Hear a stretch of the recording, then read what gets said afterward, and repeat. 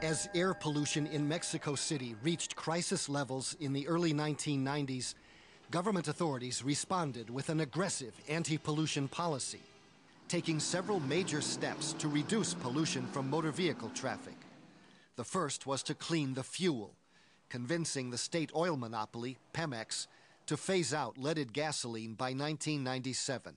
And this required an investment, obviously, to have cleaner fuel. It's a sort of thing that now nobody questions that it was the right measure to take, but at that time it was indeed questioned by many, whether Mexico could afford it or so on. In fact, that's a wrong way to look at it.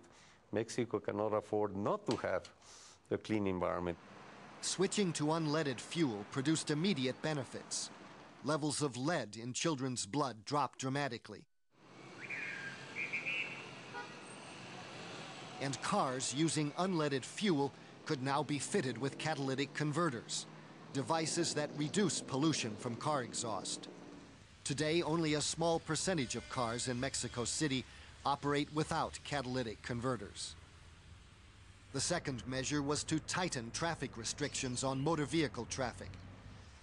An early program to ease traffic congestion banned all vehicles in the city from driving one day each week, based on the last digit of the vehicle's license plate.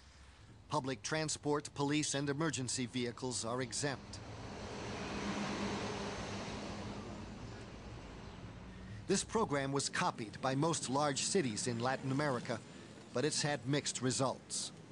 It was an incentive for people to buy a second, older car. And apparently that happened to a very significant extent. It's now, however, used very effectively to provide incentives for really clean cars, new cars, which have the right emission control devices. They are exempt from this requirement. Another program enforces engine maintenance standards. A network of official verification centers where each passenger car is inspected twice a year to make sure its emissions do not exceed specified limits. Because sometimes, the environment, the city is so polluted. These things that the government do, I think they're fine, they're good. As these qualification levels are tightened, this process is slowly phasing out older, more polluting cars.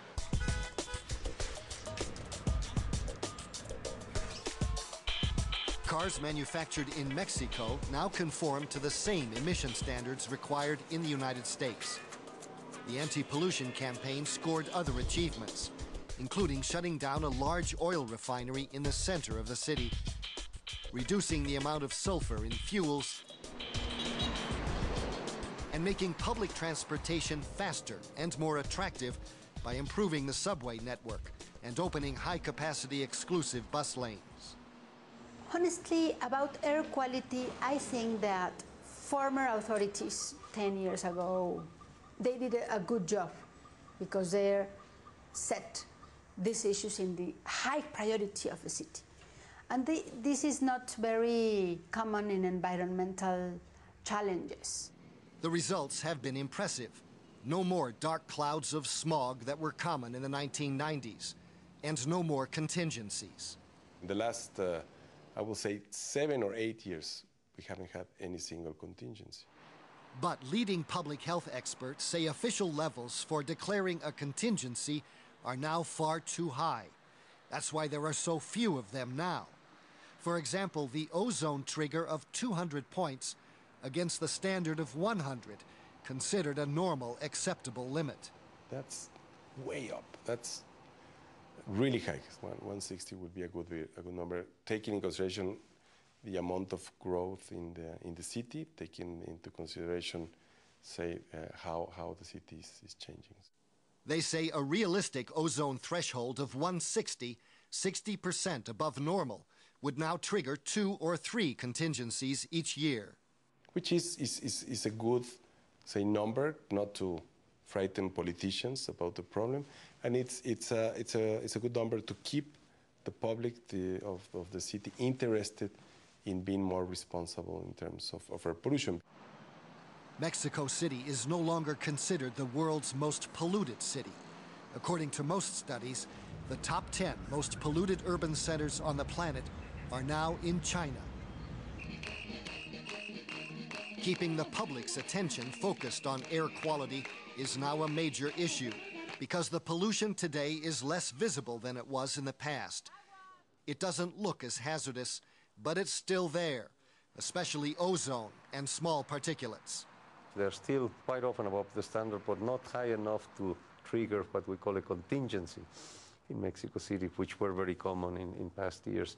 So things are slowly improving, and we are now focusing mostly on the small particles because we are aware that from a public health point of view, those are the most damaging ones. The most damaging, but still unregulated.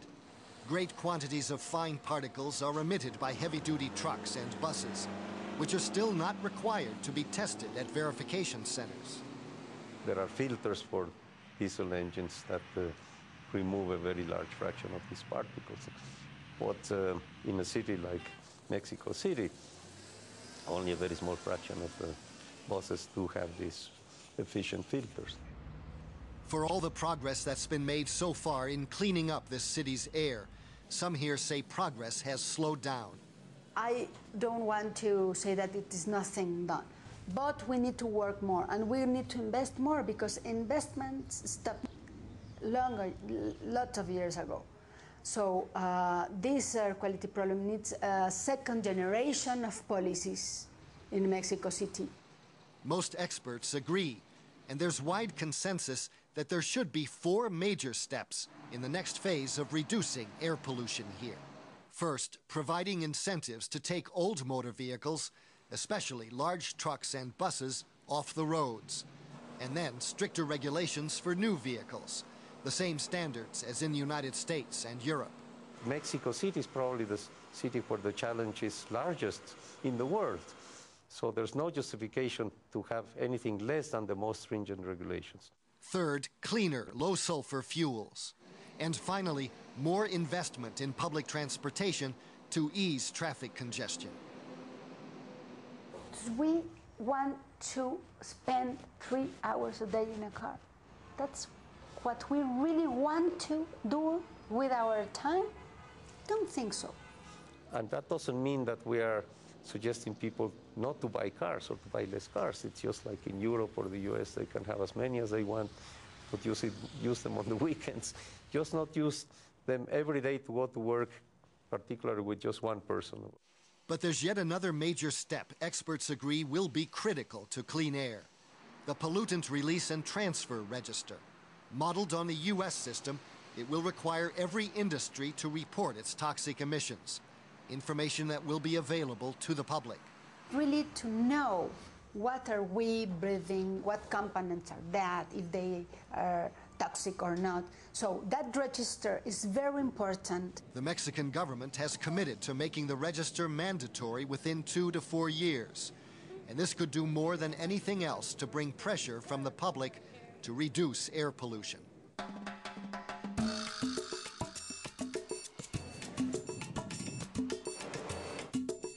Cleaner air will have a price, but the cost of living with air pollution in medical care and lost productivity is far more. It's not something that we wonder whether we can afford to have clean air. No, it actually costs more not to have it. In their home neighborhood, Daniel and Edgar Resendez try to avoid extended physical activity outside. Their mother tries anything to protect them from the air they breathe. She knows cleaner air would mean a safer future for her sons.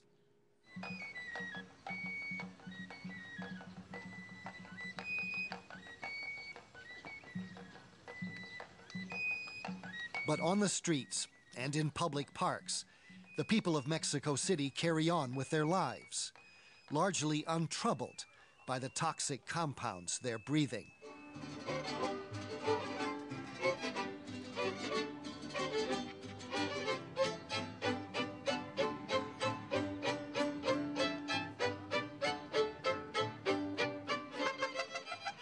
Many believe the worst years of air pollution are behind them, and they're not alarmed by what they don't see. This girl, she had pneumonia, and the other one, she also has pneumonia. It's one of the problems.